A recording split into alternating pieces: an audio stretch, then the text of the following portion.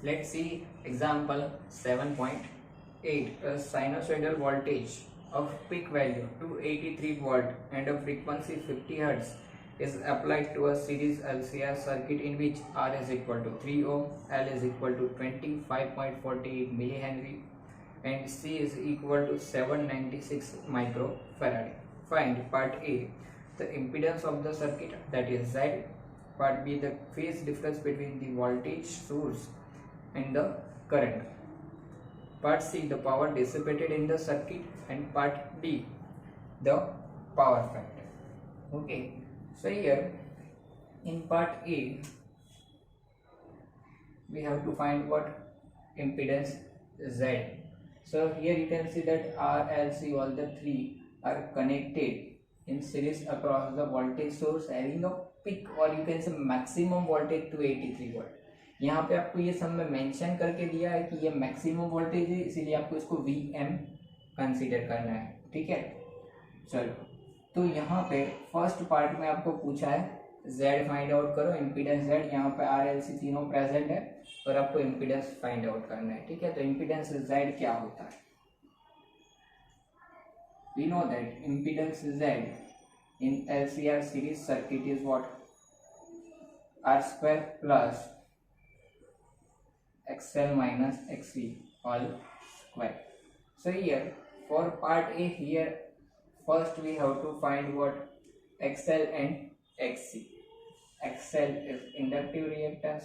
You know that its equation omega L. You can directly write 2 pi FL as well. F is a frequency. So 2 times 3.14, F is 50 over here, and L is 25.48 millihenry. 25.48 into 10 to minus 3 मिली है, तो यहाँ पर 10 to minus 3 आएगा. ठीक है, so on solving this term you will get the answer 8 ohm of XL. Okay, now let's find XC. XC बच्चों क्या होता है? 1 over omega C. ठीक है, 1 over omega C आप इसको लिख सकते हो 1 over 2 pi FC हो. अब ये जो 2 pi F है उसकी वैल्यू आप डायरेक्टली भी 314 लिख सकते हो. 2 into 50 100 into 3.14 है. ठीक है, तो आप इसको अलग से गिन के डायरेक्टली वहाँ पे 314 लिख सकते हो. चलो इसको सॉल्व करेंगे. 2 pi 3.14, F 50 है और C की वैल्यू 796 माइक्रोफैराड है, यानी कि 796 इंटू 10 to minus 6. चलो, तो इसको सॉल्व करने के बाद आपको XC का जो आंसर मिलेगा वो होगा 4 ohm. ठीक है, now here I can say here impedance is equal to what? R square plus XL minus XC square all raised to half. So here you can see that XL is greater than XC. So here I can say here XL is greater than XC. So circuit is, I can say, predominantly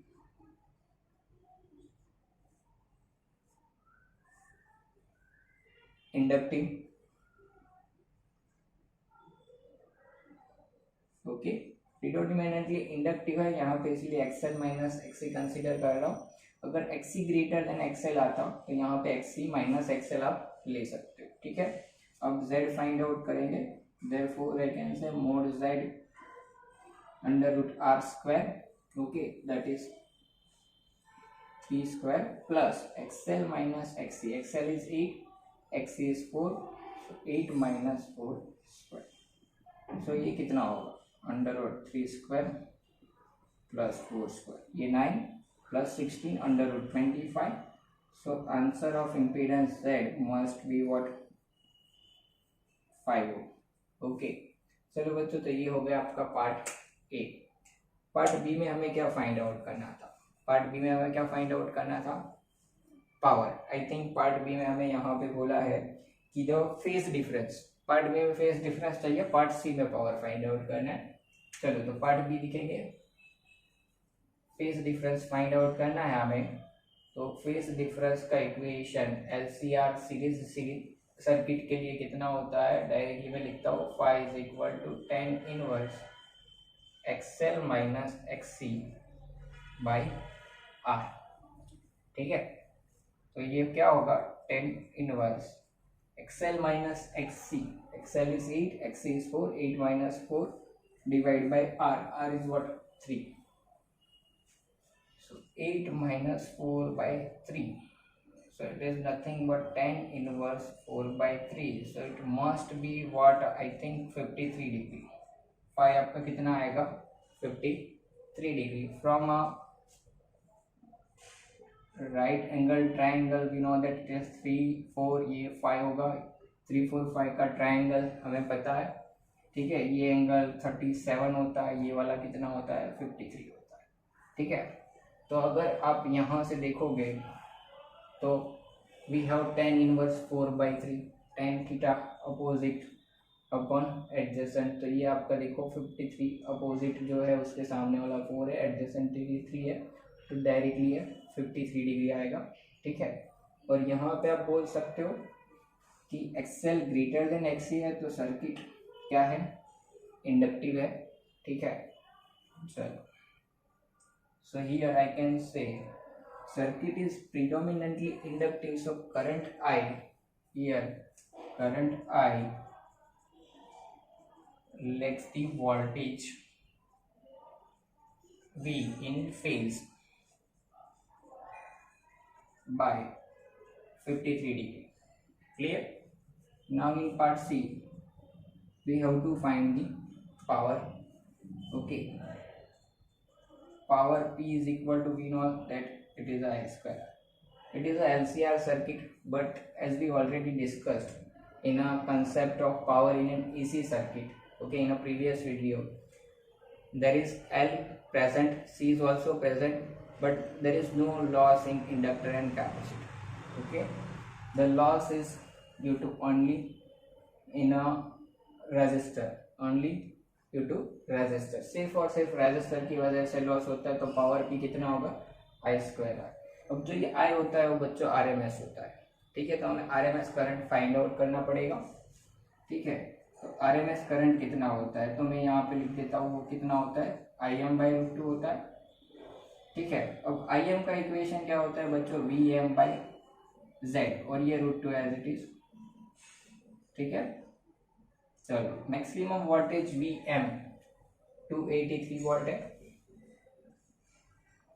√2 की value होती है 1.41, और Z जो है हमने यहाँ पे find out किया वो 5 ओम आया है, यहाँ पे रख देते हैं 5।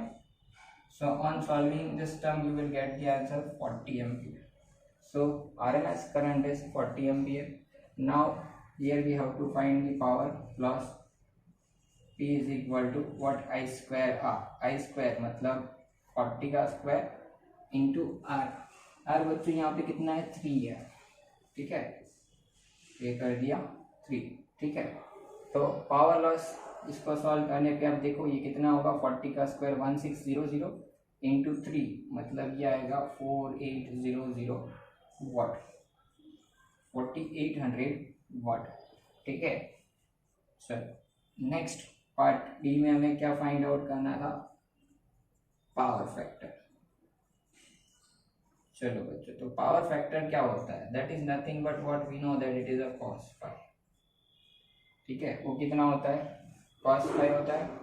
ठीक है, cos phi का इक्वेशन हमने ऑलरेडी देखा है, ये क्या होता है, R/Z फ्रॉम इम्पीडेंस डायग्राम, ये कितना होता है, R/Z।